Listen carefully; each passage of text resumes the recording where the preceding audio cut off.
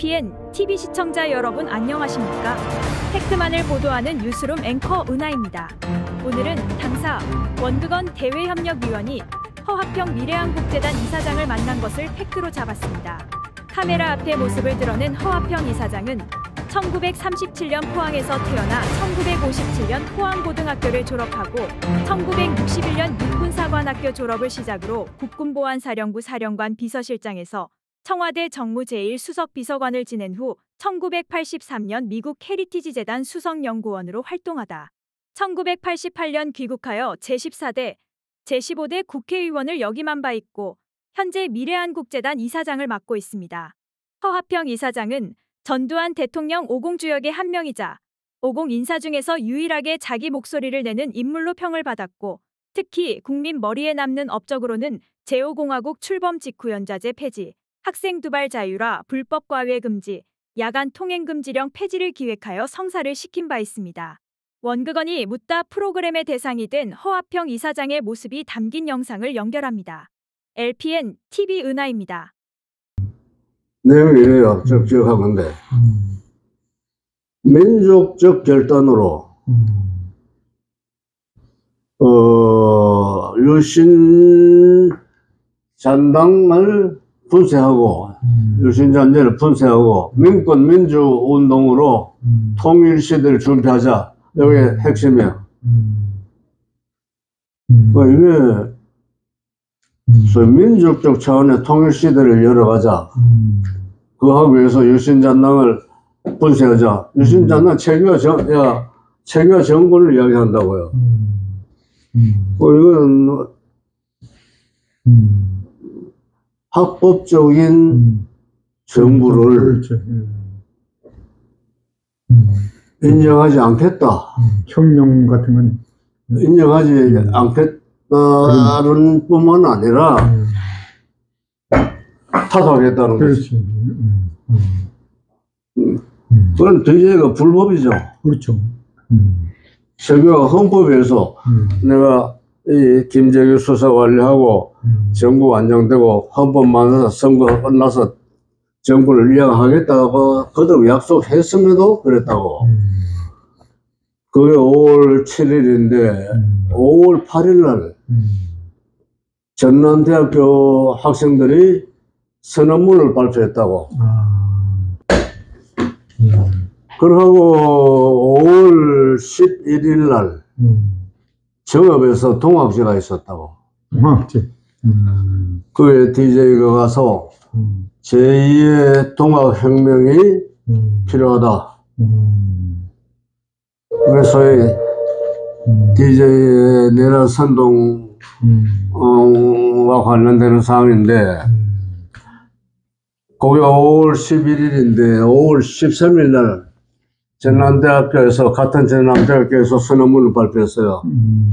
핵심이 목숨 걸고 싸우자. 그리고 걔들 5월 14일인가 공고문을 전남대학교 앞에다 붙여가지고는 별도 뭐 연락이 오더라도 학교 또는 시내로 모여라. 이건 전국 비상계엄이 일어나기 전 상황이야. 그리고 그거는 5월 15일, 14일간은 서울역 앞에서 대대적인 데모가 있었죠. 학생들. 그렇죠. 이제 크게 있었죠. 뭐 차를 띄웠고 하여튼 내무장관이 헬기 보고 우리 군대로 동원 없이는 안 된다고 그랬다고. 군대가 동원이 안 됐죠. 그렇게 하고 5월 그럼 이제 상황이 복잡해지니까 계엄사가 5월 14일날 충정계획이라고 하는 게 있어요. 옛날에도 뭐 박 대통령 때도 널 보면 학교에 부대가 배치가 되어서 이제 계엄이 되면 학생들 휴교 내리고 학교 지키고 그랬는데 충정계획이 5월 14일이었을 거야.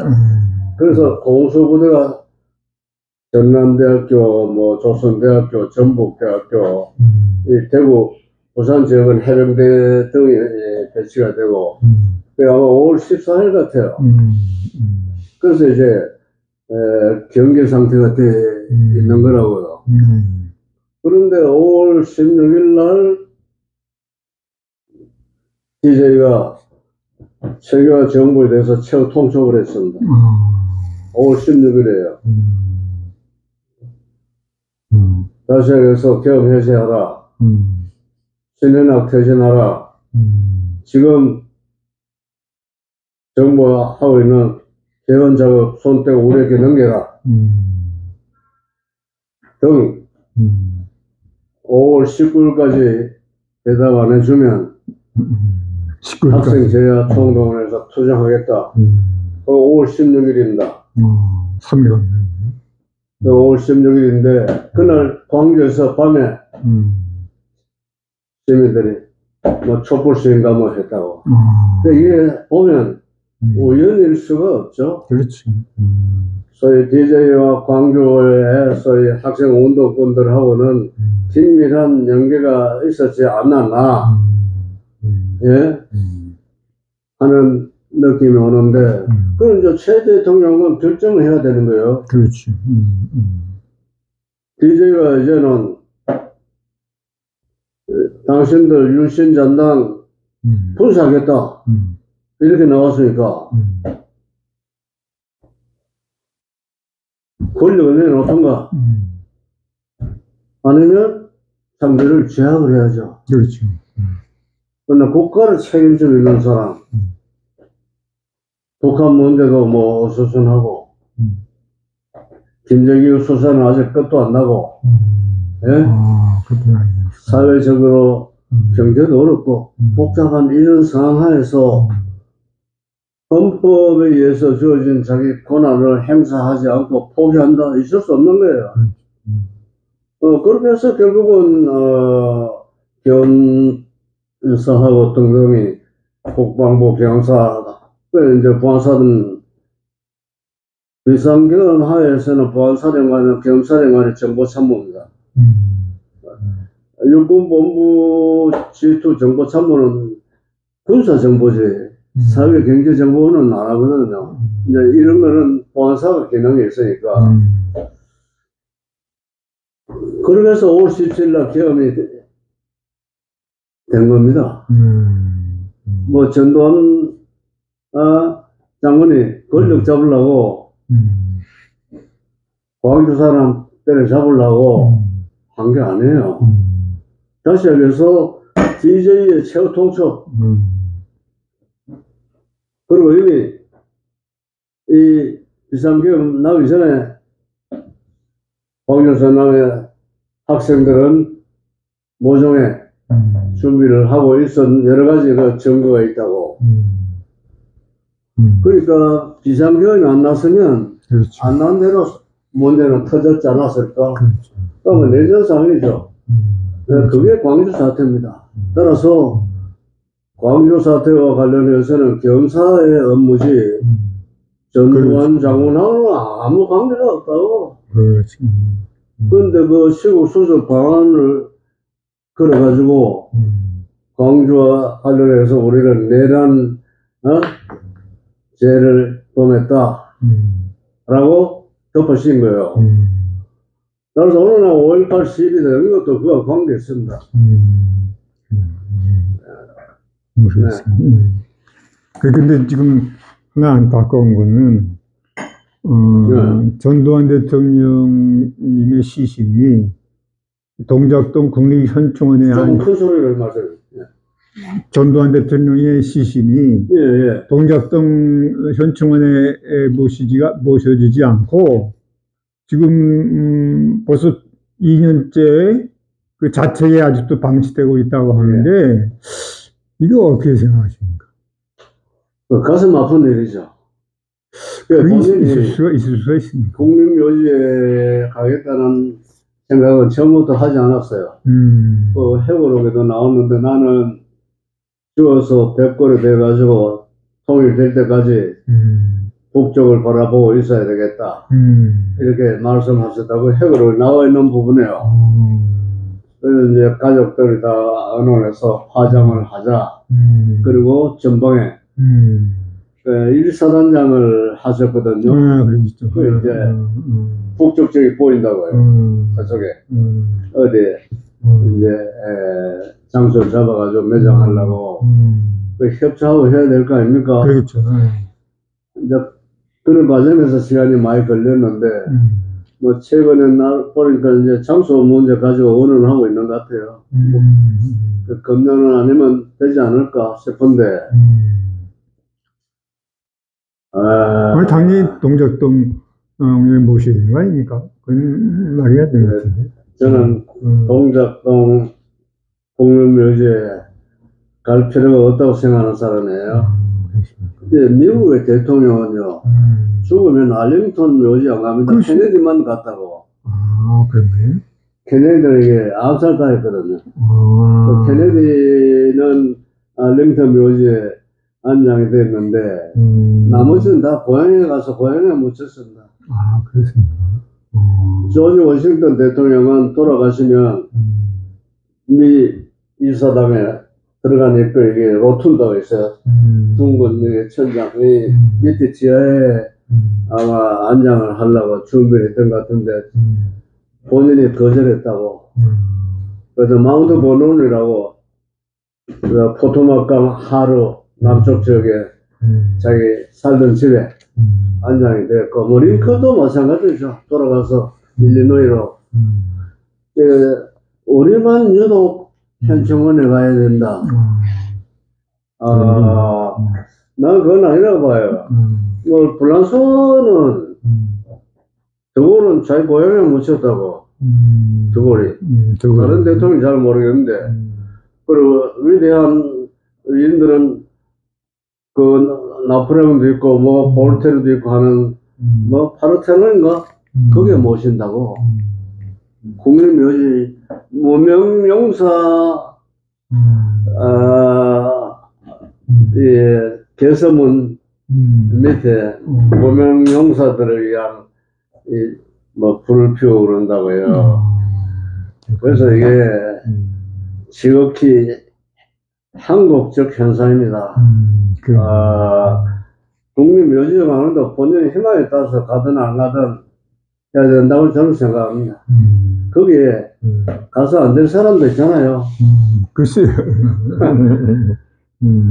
예?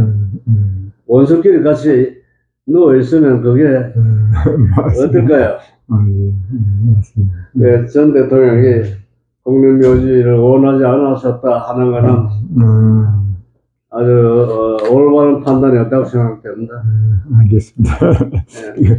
그리고 또 한 가지, 그 지만원 박사가 네. 자기가 거주하는데 원래 재판 받게 돼 있는데, 자기가 거주하지도 않은 광주재판소에서 오라고 해서 거기서 재판을 받고 그 2년형을 봐서 지금 금년 1월부터 2년 동안 지금 투옥 중에 있지 않습니까? 그것도 지만원이가 광주에서 재판 받은 거 말이에요. 그렇죠. 그렇게 하고 그것도 지금 광주의 진상 규명이 안 나왔는데 그런 상태에서 명예훼손죄로 지금 2년을 선고받았어요. 근데 이건 문제는 없는 건지 어떻게 생각하십니까? 이 문제에 대해서. 이게 지만원의 문제가 아니에요. 대한민국의 민주주의의 본질과 관련된 문제고 대한민국 법치와 관련된 문제예요. 그래서 그렇죠. 이제 민주주의라고 하는 거는 법치를 의미합니다. 그렇죠. 법치는 뭐냐? 헌법 정신에 의해서 모든 국민은 법의 보호를 받는 거죠. 그렇죠. 그렇다면 피의자 주거지에서 그렇죠. 수사를 받고 그렇죠. 그 다음에 재판을 받아야지 광주까지 데리고 가서 조사하고 하면은 물론 본인이 요구를 했을 겁니다. 내 주거지에서 그렇죠. 조사 받더라도 그거 안 받았지 뭐. 5.18이나 이런 거 관련된 거는 뭐 우파 매체들이나 정당이 나무일처럼 보는도 하고, 예? 그럴 수도 있죠. 그러니까 이게 고립무원 상태이기 때문에 검찰이나 법원이 멋대로 해도 이게 문제가 안 된다 라는 대단히 후진적 인식이 있다고. 이게요, 오늘은 지만원이지만 내일은 김필도이가 그렇게 될 수 있다고. 그렇죠. 예? 그 다음에 전 대통령께서도 네, 맞습니다. 사장 명예훼손으로 그 노인을 요구를 했어요, 법원에다가. 안 받아주는 거야. 예? 그리고 마지막에 재판 받았을 때는 형으로 감액금지. 그때 그 재판관이 3명이었던데 전부 다 그 지역 출신들이야. 두 사람은 서울대학 나오고 한 사람은 연대 나온 것 같은데 세 사람인데 보니까 전부 다 그쪽 지역 사람이야. 다시 시작해서 광주에서 인민재판을 하다 보면 틀림없는 거예요. 뭐 다들 자기들 편인데, 예? 적지에 가서 재판을 받았다라고 볼 수 있는 거예요. 그렇죠. 그럼 대한민국에 법이 있는 한은 있을 수 없는 거죠. 그렇죠. 그 헌법 정신이 위반되는 거 아닙니까? 지만을 아무리 미워도, 전 대통령 아무리 미워도, 법의 기준은 지켜야 되는 거예요. 그렇죠. 네? 그게 민주주의 국가라고. 당신네들은 누가 보호하는 사람도 없어 보이고, 여론은 조용하고 하니까 우리 멋대로 해도 좋아.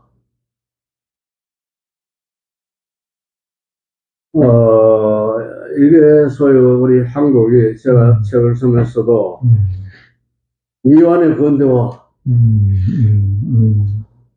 한글 기적이라고 우리가 떠들지만 천만에 정치와 법치가 이게 소위 기적 수준으로 발전하지 않으면 경제 기적은 별 의미가 없습니다. 이 부분은 굉장히 중요한 부분이에요. 맞습니다. 이게 지만원의 부분이 아니고 한국 민주주의의 현주소, 한국 검찰과 사법부의 소위 형포를 의미한다고. 이건 우리 국민들이 침묵해서 안 되는 부분이에요. 예? 맞습니다. 여러분이 그렇게 다녔다고 생각해 보세요. 그렇죠. 억울하죠? 그렇죠. 예? 아니, 나는 서울서 받아야 되는데 광주에 끌려가지고, 그 전부 다 적지나 비슷한 거 아니에요? 그렇죠. 예? 포르지, 포르. 그러니까 검사 판사도 영향을 받지 않을 수 없지. 예?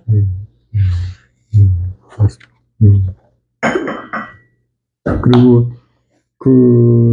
요새 이제 다행히니까 보험처가 보험부로 격상돼 있지 않습니까?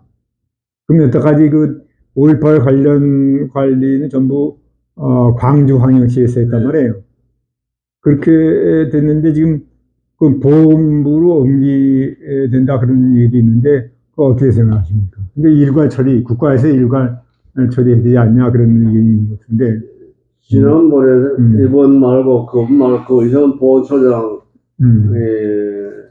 의원에 만난 기회에 그 외에 광주 유권자 명단을 보훈처에서 발표를 안 하니까 광주시가 안 내놓는다 이거야. 법적으로 그렇게 돼 있잖아요.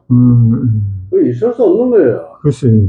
우리의 세금을 가지고 주는데 국민이 그렇죠. 몰라도 된다. 뭐 개인 사생활 보호, 만약 개인 사생활에 나면 자기들처럼 광주시를 민주화 성역으로 만들고 민주화 영웅으로 자랑을 하면서 떳떳하게 이걸 내놔야지. 그렇지. 근데 못 내놓겠다. 그건 여러 가지 저는 자기들로서는 골치 아픈 문제가 있다고 생각이 돼요. 지하팀이. 이게 중앙정부가 이 법을 만들 때, 그 당시 그런 법 근거를 만들 때, 제가 정확히 확인 못하면 확인해 보세요. 노무현 정부 때라고 하는 것 같아요. 뭐 자기들 권력 잡고 있을 때, 자기들 편한 대로, 멋대로 유공자 만들고, 보상하고, 뭐 이런 법 만든 것이 아닌가. 이건 반드시 시정돼야 되고, 아마 저는 처 때는 뭐 힘이 약해서 그럴 수도 있지만 이제 부가 됐으니까 모든 그 유공자니 뭐 그런 건 전부 부로 전부 해서 한 곳으로 하는 것도 일리는 있는 것 같아요. 어떻게 보면. 근데 부가 됐으니까 처는 만만했으니까 이제 그리 얘기했을지 모르지만 전부 부가 됐으면 이제 총괄해서 할 수는 있을 것 같은데 그죠? 좀 나아지죠. 이번 기회를 계기로 해가지고. 보건처가 이거는 확실히 자기 권한을 행사해야 되고, 법이 그렇다면 법을 고쳐야죠. 글쎄요, 법을 해가지고. 그러나 현재 국회 구성으로는 고쳐지지가 않을 거예요. 뭐 자기들 다 같은 입장이기 때문에. 이회 독재입니다, 지금은. 그렇죠. 민주주의에서 가장 위험한 게요. 1인 독재가 아니에요. 다수 독재입니다. 다시 얘기해서 2회 독재가 가장 골치 아픈 형태의 독재예요. 민주주의의 이름을 빌려서 다수의 이름을 빌려서 자기들 원하는 법을 만들고 집행한다. 법을 병자해서 민주주의를 병자해서 정의를 전혀 권하지 않는다. 그건 따라서 우리는 앞으로 이 헌법을 고칠 때 반드시 양원제를 해야 됩니다. 단원제 하면 이런 일이 또 일어날 수 있어요. 그래서 국회도 분산해서 견제가 돼야 된다고. 국회도 그게 상원 하원이야. 우리나라의 말로 양원제가 절대로 필요한 나라다. 이런 현상 때문에. 좋은 말씀입니다. 그리고 이건 좀 다른 각도에서 정광훈 목사가 요새 얘기를 하는 게 자기 유튜브 통해서 계속 지금 방송을 하고 있어요. 누구예요? 전광훈 목사. 전광훈 목사님이. 그 얘기가 뭔가 하면 지금, 북괴하고 종북 좌파 세력이 이제 이렇게 짜고 치는 고스톱을 해가지고 광화문, 옛날엔 광주랜데 이제 광화문이나 아니면 평택 미군 기지에서 그 떼기뭐 무슨 혼란성 일을 낸다 이게요. 그래가지고 내란을 촉발시켜가지고 그때를 틈타서 북계의 그 특수군이 난파를 해가지고 조가 통일을 이루려고 그런다. 그 지금 이 얘기를 아주 7월 27일에 못을 박아가지고 평택에 지금 자기들이 개딸인가 해서 인간띠를 한다 그러니까 정광훈 목사 측에서 야 그럼 우리는 인간 벽을 만들자. 그래서 이거 우리가 먼저 가가지고 선점을 해서 이렇게 하자 이렇게 얘기를 하고 있어요. 신문에 광고 나온다 제가 봤습니다. 그래서 전 목사께서도 무슨 근거가 있어서 하시는 이야기겠죠. 모르긴 하지만 그러나 뭐 당장 전 목사께서 말씀하신 것처럼 그런 일이 일어날까 하는 데는 제가 자신 있게 대답을 못 하겠네요. 아마 우리가 아는 것은 북한 애들, 남한의 친북 세력이 체제를 전복하려고 하는 생각은 어제부터 갖고 왔을까. 그렇죠. 이 사람들이 언제 무슨 일을 벌일지는 알 수가 없죠. 저는 그렇죠. 그 개연성을 있다고 봅니다. 그렇죠. 지난번 그 유튜브 방송을 제가 보니까 종북 좌파들이 이제 그람시 진지전에 의해서 우리의 문화,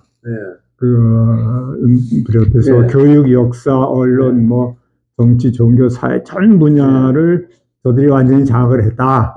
이렇게 얘기를 하셨는데, 그렇다면 우리가 이를 하루빨리 탈출을 하든지 대응할 수 있는 방안 같은 걸 생각해 보신 게 있는지 모르겠습니다. 시간이 많이 걸립니다. 뭐 여러분, 그래서 이제 뭐 언론에 몸담고 계셔서 잘 알지만은 그람시의 문화혁명이라고 하는 거는 자본주의 사회의 문화를 자기들이 원하는 프롤레타리아 사회의 문화로 바꾸는 걸 의미하거든요. 문화라고 하는 것은 우리 삶과 관련된 모든 요소를 의미하는 거예요. 그렇죠. 뭐 역사, 전통, 관습, 제도, 교육, 학교, 종교, 또는 뭐 사회, 시민단체 등등 이 모든 요소들이 문화적 요소이기 때문에 그람시나 막시스트들이 자본주의 사회의 문화를 자기들이 원하는 문화로 바꾸는 것도 어렵지만 이미 그렇게 진취 구축에 성공한 이 좌파들을 제거하는 것은 만드는 것보다 더 어려울 수 있어요. 다시 해서 시간이 많이 걸리는데 여기에서 이제 제가 참고로 말씀드리면 이 안토니오 그람시는 무솔리니 때 이태리 공산당 창당 멤버가 지도자였습니다. 무솔리니에 의해서 감옥소 가서 10년 만에 죽었는데 그 안에서 자기의 글을 썼어요. 감옥에서 옥중 수구라고 프리즌 노트. 그래서 그게 이 오늘날 그람시 이론의 바이블인데 이제 이 그람시 이론을 주목받게 된 거는 레닌이나 뭐 대통령혁명 이후에 이 사람들이 계급투쟁, 통일혁명, 자본주의 타도 곧 자본주의가 타도 될 것처럼 소위 희망을 불어넣고 선전하고 했어요. 그렇죠. 근데 그게 안 됐잖아요. 그렇죠. 안 됐죠. 오히려 그람시가 이야기했던 대로 자본주의는 생각보다가 이게 공고하고 그렇죠. 갈수록 이게 더 발전하고 노동자들이 경제 상황이 좋아지니까 프롤레타리아가 아니라 부르주아지로 변하고 그렇죠. 거꾸로. 이제 이런 이 현상은 계급투쟁이나 폭력혁명으로 해결될 수 없다. 결국 생각을 바꿔야 된다. 그 생각 바꾸면 문화를 바꾸는 거예요. 그리고 이제 스탈린의 대속정, 뭐 헝가리 폭동 때 소련군이 탱크로 진압하고 체코 때도 그랬고, 그렇죠. 초기에 소위 막시스트들이 떠들던 그 이상적 세상에 대한 환상이 깨지기 시작했다고. 그래서 영국의 막시스트가 레이먼 윌리엄즈라고 캠브리지라 막시스트인데 이 사람이 장기혁명, 소위 Long Revolution 이라는 책을 61년도에 썼어요. 1961년도. 다시 해서 안토니오 그람시의 문화혁명 이론은 1960년대부터 이제 현실에 적용되기 시작한다고. 계급투쟁이나 폭력혁명이 아닌 문화투쟁으로 자본주의 사회를 타도하자. 그래서 영국에서 시작돼가지고 이게 이제 프랑스, 독일, 미국으로 왔어요. 그 프랑스는 대표적인 게 사르트르죠. 우리가 잘 아는. 독일은 뭐 하버마스니, 영국에 뭐 홉스보미니, 이런 사람들은 뉴레프트라고 그럽니다. 소위 그 당시에 문화혁명론을 실천하는 막시스트. 예, 뉴레프트예요. 신좌파. 우리나라도 뉴라이트가 있었는데. 예? 우리나라도 뉴라이트 운동이네요. 지금 제가 볼 때 한국 사회는 완전 뉴레프트 사회예요. 그 이제 그 사람들은 뭐 인정을 할지 안 할지 모르겠지만 이 뉴레프트들이 정기적으로 발간하는 뉴레프트 리뷰라고 하는 평론지가 있어요. 뉴레프트 리뷰. 신좌파 평론지. 이걸 수입해서 번역해서 다 읽었다고. 예? 남한의 좌파들이. 그러나 얘들은 뉴레프트는 말을 안 하잖아요. 그런데 그 형태가 그람시에 이야기한 바로 진지전 문화혁명 형태예요. 다시 얘기해서 자본주의 사회 구석구석에 둥지를 틀어라. 진지를 구축하라는 거예요. 그리고 그 진지에서 주도권을 장악해라. 그렇게 하고 연대해라. 투쟁하라. 그래서 그 레이먼 윌리엄즈가 한 말이 참여민주주의. 참여민주주의가 거기서 나왔습니다. 우리 애들 말이 아니에요. 소위 인민이 참여해서 인민민주주의 하자는 거죠. 그 이제 한국 사회를 보시면 아시다시피 좌파가 진지 구축을 안 해놓은 데가 있습니까?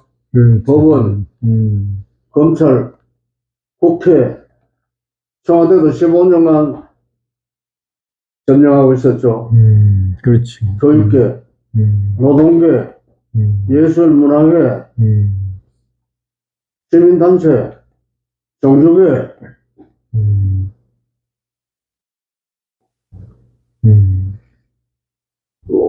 진지를 민노총 진지를 완전히 구축해서 뿐만 아니라 DJ 때부터 시작됐는데 DJ가 이거 불법 단체를 합법화시켜주고 조직과 돈이 있어요. 이 사람들은. 우파 단체들은 가난한 거지들이에요. 네, 맞습니다.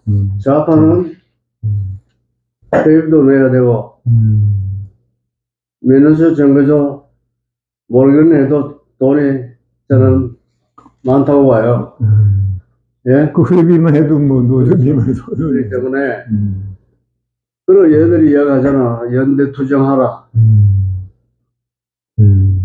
뭐 KBS, MBC의 노조가 민노총 산하에 들어가 있잖아요. 그 뉴스 편성하는 거, 그 다음에 뭐 프로그램 보세요. 그렇지. 그 문재인 대통령이 고향에 내려가가지고 책방 만들고 책 하는 거, 그게 전형적인 문화투쟁 형태예요. 네?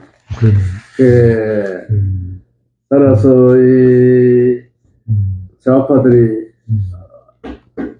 이거 하는데 얼마나 걸렸을까요? 저는 해방 직후부터 계속됐다고 봐요. 남로당 때부터 지하 투쟁하고 감옥 소입하고 온갖 소위 어려움을 거치면서 오늘 한국 사회를 완전히 장악하고 있죠. 그래 뭐 박원순이 또 뭐 영화 만들어 가지고 돌린다나? 그래서 또 뭐 문재인 것도 만든다나? 또 오공 계속 악마화하고, 예? 자기들은 영웅을 만들고 반자본주의 영화 계속 만들고 뭐 이렇게 해가지고 우리 어린애들 젊은 사람들 부지불식간에 자본주의 사회에 대한 소위 부정적 시각을 갖게 만들고 오늘날 우리 여론에서 국민의힘과 더불어민주당이 뭐 비슷하다. 그 40대가 더불어민주당 지지를 많이 한다고 나오던데 그게 정교조 1세대 교육받은 사람들 아닌가 싶은데. 그렇죠. 그러니까 이 좌파들은요, 민족 자주통일, 반미, 반일, 이렇게 하는 노선선상에서 북한하고 손잡고 통일하는 게 꿈이니까, 오랫동안 비합법적 투쟁 과정을 거치고, 그리고 이제는 합법적으로 투쟁하는 단계에서 이제 우파가 어디 있나요? 그래서 이 부분은 우리가 1차적으로 오늘은 한국 좌파의 투쟁 형태를 알아야 됩니다. 저는 다른 건데 뉴렉터 노선을 밟고 있다라고 보는 거예요. 따라서 우리 지식인들이나 언론이나 이 국민들은 뉴렉터의 실체를 최소한 알아야 된다 하는 게 첫째입니다. 그리고 얘들이 구축한 진지를 탈환해야 돼요. 그 속에 몸담고 있는 사람들이 이제는 그래 너희들이 주도권을 가져가서 그 주도권 뺏어와야지. 그렇지. 자유 대한민국에서는 친북을 쓸 자리가 없어요. 그 다음에 내가 노력한 만큼 뭐 부를 축적하고 잘 살겠다는데 같이 먹자. 그건 안 되죠. 그래 이제 주도권을 뺏어와야 되는데 이제 이거 하기 위해서는 강력한 우파 지도자가 있어야 되고, 예? 그렇죠. 이제 대통령이 이걸 확실히 알아야 돼요. 그 다음에 대통령을 뺏어가는 여당이 사상적으로 확실한 스탠스를 갖고 있어야만 해결할 수 있습니다. 안 그러면 저 월든 비관적이에요. 극복은 거의 불가능하다. 마지막으로 더 한 말씀 있으면 드리시죠. 한 가지만 이야기할게요. 우리들이 뭐 색깔 하면 듣기 거북이 한다고 지식인들 뭐 아직도 뭐 강공 그렇지. 빨개 이런 소리 하느냐. 냉전도 벌써 끝났는데. 근데 우리 현실은 안 그렇죠. 그렇죠. YS가 대통령 되기 이전의 상황은 여야가 같은 소위 자유주의의 가치를 둔 우파 정당이었다고. 그렇기 때문에 정책을 놓고 다퉜어요. 정책을 놓고. 그렇지. 그러고 타협을 하고 그랬다고. 같은 우익 정당들이기 때문에 대한민국 헌법 존중하고 뭐 자유시장 있고 뭐 사유재산권 보호하고 등등. 근데 YS 이후에 소위 좌파 정권 15년을 거치면서 어떻게 됐나. 이제는 좌익 정당인데 비좌익 정당의 투쟁 현상이에요. 그 좌익 정당이 뭐냐?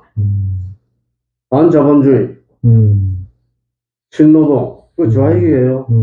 친북, 주사파, 예? 그 좌익이죠. 그렇지. 예,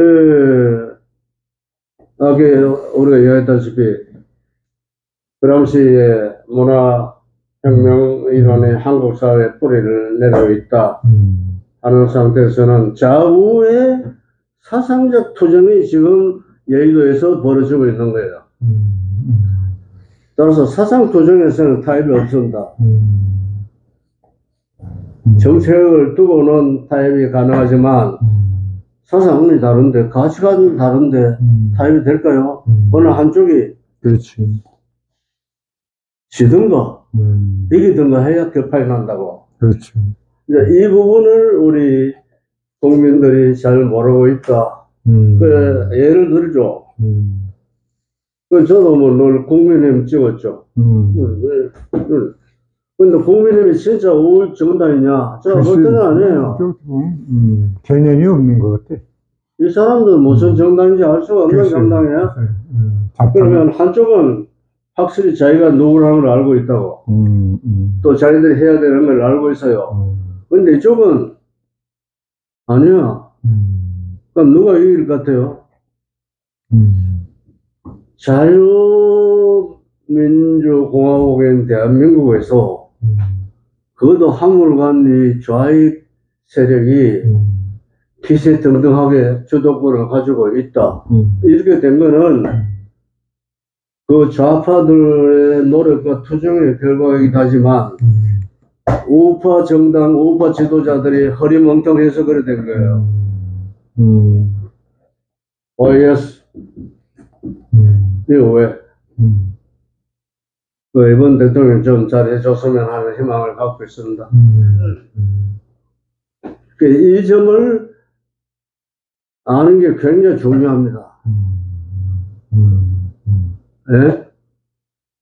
그러니까 통일부, 야, 이게 뭐, 북한 지원부냐? 그렇습니다. 대통령이 그렇게 이야기를 하시던데. 확실히 얘기하시죠. 통일 지원부시죠. 맞아요. 그렇습니다. 예. 그리고 하나, 반일, 반미, 네. 중요한 거 아니에요? 네. 근데 이번에 그거 하나는 윤 대통령이 오셔가지고 확실히 잡으시는 것 같아요. 반일, 반미요? 우리가 이제, 한미 우호 동맹을 확실히 하고, 네. 일본하고도 협력하고, 이렇게 하고 큰 방향은, 윤 대통령이 오셔서 잘 하시는 것 같아요. 줄을 우리는 대한민국에 잘 썼죠. 이승만 대통령이. 글쎄, 그 자유민주주의. 그거는 뭐 역사적으로 이미 검증이 됐습니다. 인간이 그렇죠. 추구해온 정치 제도 가운데 완결하지는 못할지 몰라도 이 이상 더 최선의 제도가 없다고 하면 자유민주주의 체제거든요. 그렇죠. 그리고 과거 제국주의 시대는 강자가 약자를 다 주워 먹을 시대 아니에요. 그렇죠. 우리만 식민 지배를 당했습니까? 대만, 베트남, 필리핀, 인도네시아, 인도 등등 뭐 수백 년, 수십 년 다 지배를 받았습니다. 또 최근에 월남에 미국, 한국에 가서 전쟁을 했잖아요. 오늘날 우리 남한이 베트남에 가면 월남산 우리를 굉장히 좋아한다고. 글쎄요, 의외로. 뭐 우리 보고 뭐 보상하라, 사과를 합니까? 글쎄, 그 아주 의외로. 미국 보고도 안 해요.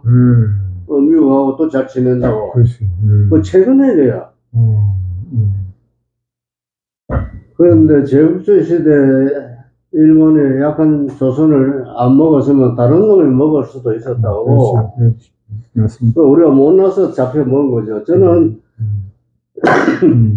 반일이 왜 나쁘나? 상대가 우리를 식민지화한 게 아니고 이게 이해하기에 따라서 다릅니다.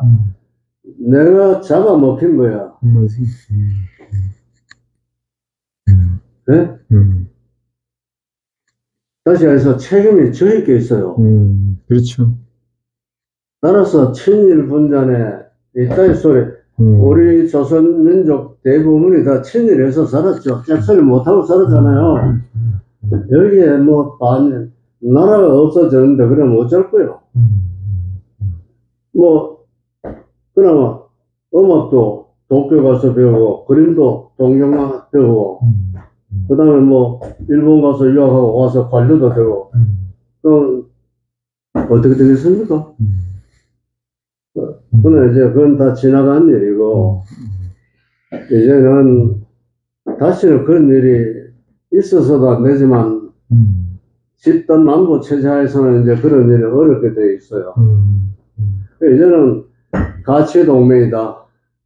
인류의 보편 가치를 우리가 공유하면서 너도 잘 살고 나도 잘 살고 우리를 해치는 세력을 공동으로 해야 된다 하는 시대가 현재거든요. 따라서 반열하면 안 되죠. 그거는 자해 행위입니다. 그거는 북한 애들 하는 이야기예요. 그게 정당성이 있을 수가 없다고. 그 길을 해야지. 그렇지. 우리가 일본을 더 잘 나가게 노력을 해야지. 요새 기술이 많이 따라갔으니 우리가 월등히 앞선 게 많아요. 일본보다. 아니 일본 없었으면 우리는 경제 발전 못했습니다. 그렇죠. 기술, 돈, 처리가 전부 다. 그럼 고맙게 생각해야죠. 그렇죠. 네? 아니 일본하고 친한 친일, 저 반일 나쁘다. 제가 친일파입니까? 아니에요. 우리는 역사를 그래서 제대로 배워야 돼요. 역사를요. 우리 역사 교육이 왜 중요하냐? 세계사 속에 한국사를 읽어야 돼요.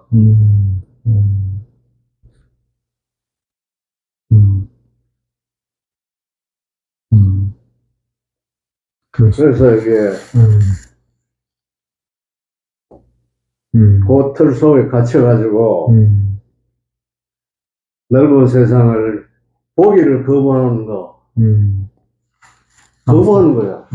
안 된다 봐요. 우리는 미국도 과거를 많이 범했죠. 뭐 식민 지배됐고 노예를 부려가지고 자기들 경제적 보도 이러고 다 했다고. 그러나 미국 건국 조선들에게 헌법 보면 인류의 대의에 자기들이 최종 목표를 뒀다고. 인류의 대의를 위해서 미 합중국을 건설하자 하는 게 미 건국 조상들의 꿈이었어요. 그리고 독립선서 선교 제퍼슨이 준데 제퍼슨 노예를 많이 데리고 있었습니다. 예? 그러니까 버지니아 일본 수도 버지니아 제퍼슨 동상 끌어내리자. 요즘 뭐 예. 결국 미국 건국 조상들이 꿈꿨던 이 세계가 이제 우리 눈앞에 전개되는데 이거 미국 건국 조상들이 생각해낸 게 아니고 18세기, 19세기 구라파의 계몽주의 사상가들이 다 제기해놓은 이론들이에요. 그래서 계몽사상이라고 그걸 미국이 흡수해서 제도화한 거지. 예? 그 현대락하는 것은 계몽주의 사상에 소위 적용되는 세상. 그게 뭐 자본주의도 있고 대의민주주의도 있고 공화주의도 있고 법치도 있고 재산권 뭐 자유권 이런 게 다 그 사람들이 제기해 놓은 걸 미국은 그걸 해서 제도한 거예요. 그렇네.